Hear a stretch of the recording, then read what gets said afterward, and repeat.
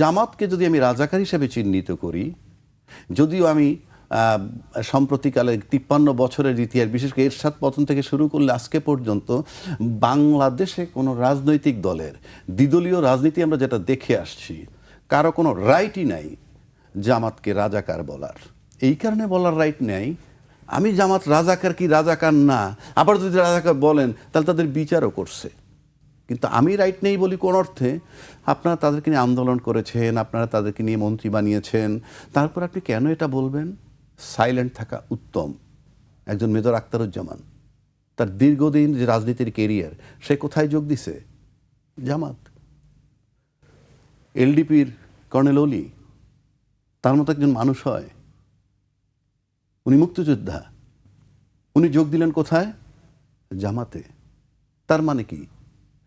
Major আখতারুজ্জামানের 5 বার বহিষ্কার করা হয়েছে, 5 বার আবার ফেরত নেওয়া হয়েছে। তার মানে কি? সে যোগ দিছে জামাতে। এলডিপির অলি সাহেব দীর্ঘ কেরিয়ার, জিয়াউর রহমান সাহেবের সাথে সহযোদ্ধা ছিলেন উনি। ওনার অ্যাকশন, ওনার সব কিছুতে মনে হয়েছে যে বিএনপিকে সে মনে প্রাণে ভালোবাসে। আমার সাথে তার কথা হয়নি, কারণ নাহলে দীর্ঘ এতদিন থাকেনি। উনি এসে যোগ দিলেন, তার মানে কি?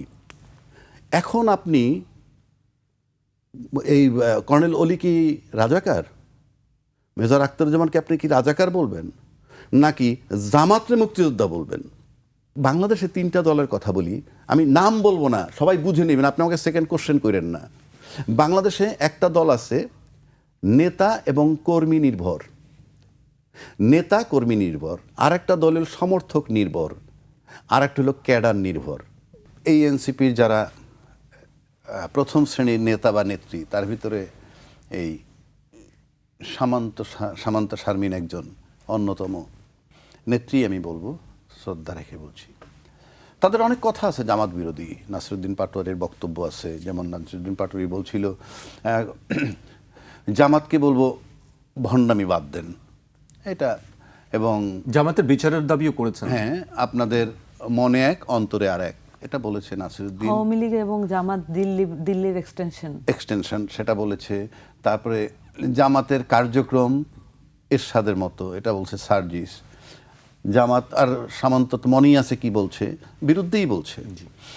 আবার কেউ বলছেন যে জামাত কি কোনো ইসলামী দল, তা সঠিকভাবে জানি না এবং মনেও করি না, এটা হাসনাত আবদুল্লাহ বলেছে। ইসলামী দল যদি মন না করে সেটা তার ব্যাখ্যা, ওটা নিয়ে আমি বিতর্কে যাচ্ছি না, বাট আলটিমেটলি এটা তার বিরুদ্ধে যায়, মানে জামাতের বিরুদ্ধে যায়। আবার জামাত ইসলামী দল নয়, জঙ্গি সংগঠন, সরওয়ার তুষার বলেছে। জামাত ইসলামীর পিয়ার পদ্ধতি, আন্দোলন পরিকল্পিত রাজনৈতিক প্রতারণা, এটা বলছে নাহিদ ইসলাম, ওনাদের আহ্বায়ক। মানে এই কথাগুলো বলার পিছনে কারণ হলো এই না যে তাদেরকে আমি এখন বলবো তোমরা জামাতে বা আপনারা জামাতে কেন যোগ দিছেন। জামাতে এইগুলি বলে তারপরে আপনি যোগ দিছেন কেন, এটা বলার জন্য আমি বলি নাই। এবং এটা নিয়ে যদি কেউ নিন্দা করে, অনেকেই করতে পারে, আমি মনে করি তাদের রাইট নেই, অ্যাটলিস্ট পলিটিক্যাল লিডার যারা, কারণ তারা যত 53 বছর যাবত একটা বৃক্ষরোপণ করে গেছে যে রাজনীতিতে শেষ কথা বলতে কিছু নাই। সুতরাং একজন রাজনীতিবিদ সে তার ইচ্ছা মতো করবে যখন যেটা মনে করবে।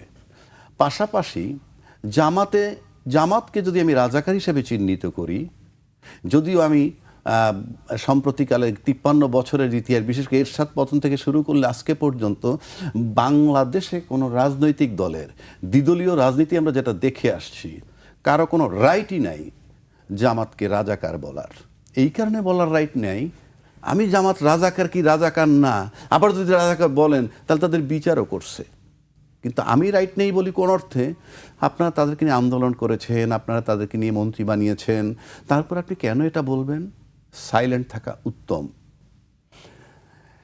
এখন আসেন, আপনি এনসিপির এরা জামায়াত কখনো বন্ধু হয়ে যায়, কখনো শত্রু হয়ে যায়, এটা কেন? মানে যার যখন প্রয়োজন আপনি যেটা বলছেন। এটার কারণ হচ্ছে রাজনৈতিক আদর্শ যদি আপনার না থাকে, আপনার শুধুই ক্ষমতায় যেতে হবে, আর শুধুই ক্ষমতায় যাওয়ার মানেটাই হচ্ছে অন্যভাবে লাভজনক।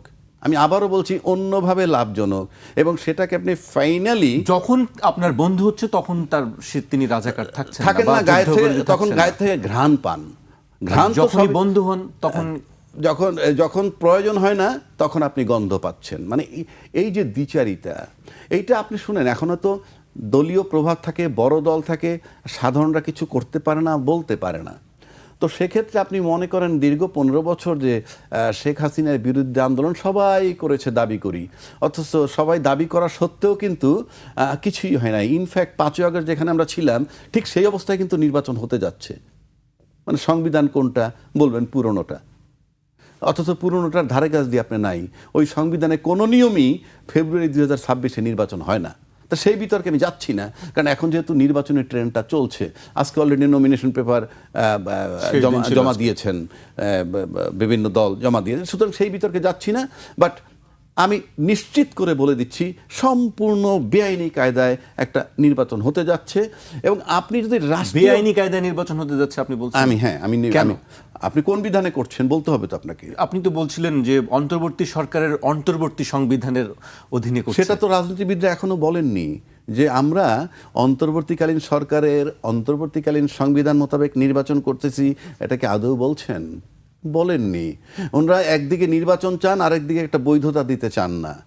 মানে আপনি কোন প্রক্রিয়ায় যাচ্ছেন বিষয়গুলো। আবার যদি ওনারা বলেন যে অন্তর্বর্তীকালীন সরকারের অন্তর্বর্তীকালীন সংবিধানে, তাহলে ওনার 72-এর নিয়ে, যেটা নিয়ে আমি একটা ক্যাপিটাল বানায় রাখছি, আমার ওটা নষ্ট হয়ে যায়। মানে 72 সংবিধানে অস্বীকার করা হয়, এরকম একটা ভাব। কিন্তু একবারও ভাবেন না যে সময়ের দাবিতে সব কিছুর পরিবর্তন হয়, স্ট্রাকচার ঠিক থাকে। যেমন আপনি এই যে স্ট্রাকচারের উপরে একটা বিল্ডিং হয়, এটার স্টাইল ডিজাইন কিন্তু চেঞ্জ করা যায়, স্ট্রাকচার ঠিক রেখে। আপনি এই নির্বাচন নিয়ে প্রশ্ন তুলছেন যে আইনগত ভিত্তি নিয়ে। ইয়েস, আইনগত ভিত্তিতে আমি প্রশ্ন তুলছি। তাহলে নির্বাচনের পরে তো কেউ চ্যালেঞ্জ করতে পারে যেটা আইনগত ভিত্তি। চ্যালেঞ্জ করলে কিছু হবে না এখানে। আপনি চ্যালেঞ্জ করলে কিছু হবে না। আপনি এই যে নির্বাচনটা যেভাবে হতে যাচ্ছে, সেটা কি কেয়ার করতেছে কে? Who is caring it? কে কেয়ার করছে? আপনি একদিকে যখন একটার সাথে আরেকটা লিঙ্ক হয়ে যায় প্রশ্ন করার কারণে, আপনি একদিকে যখন গানম্যান দিচ্ছেন, তার মানে কি?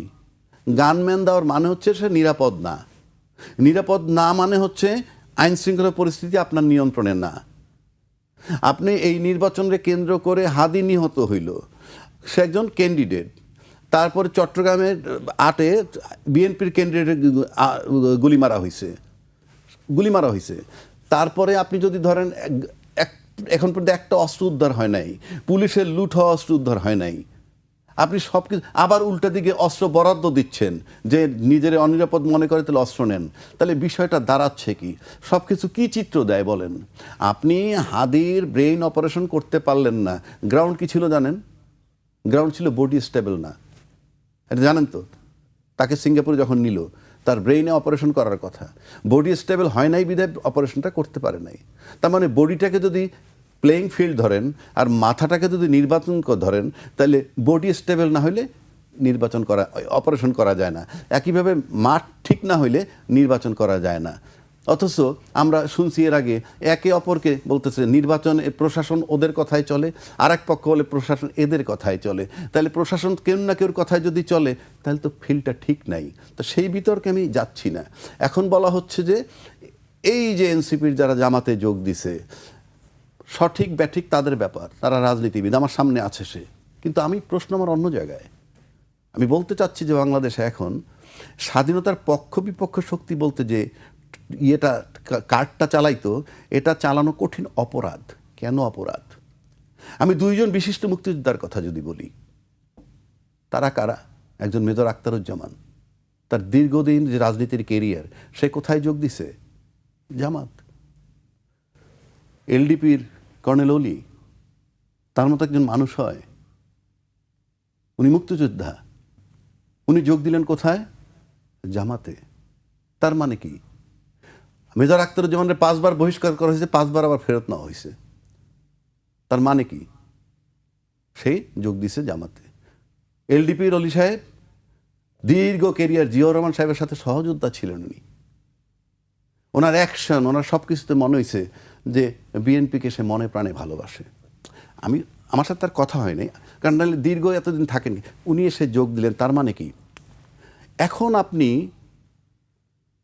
এই কর্নেল অলি কি রাজাকার? মেজর আখতারুজ্জামানকে আপনি কি রাজাকার বলবেন, নাকি জামাতরে মুক্তিযোদ্ধা বলবেন?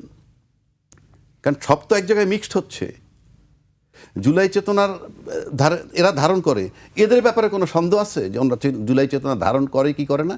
এদের ব্যাপারে কোনো ডাউট নেই। বাংলাদেশে 3টা দলের কথা বলি, আমি নাম বলবো না, সবাই বুঝে নেবেন, আপনি আমাকে সেকেন্ড কোশ্চেন করেন না।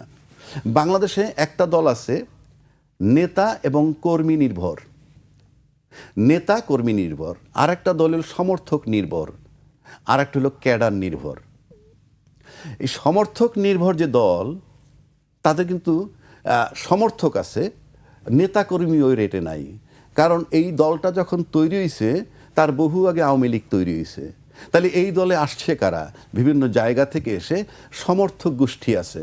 আর সমর্থক গোষ্ঠী থাকলে তাকে আপনি আন্দোলন জোরালো তারা করতে পারে না, যে কারণে আওয়ামী লীগের নেতাকর্মীরা সহ 15 বছর রাজত্ব করছে।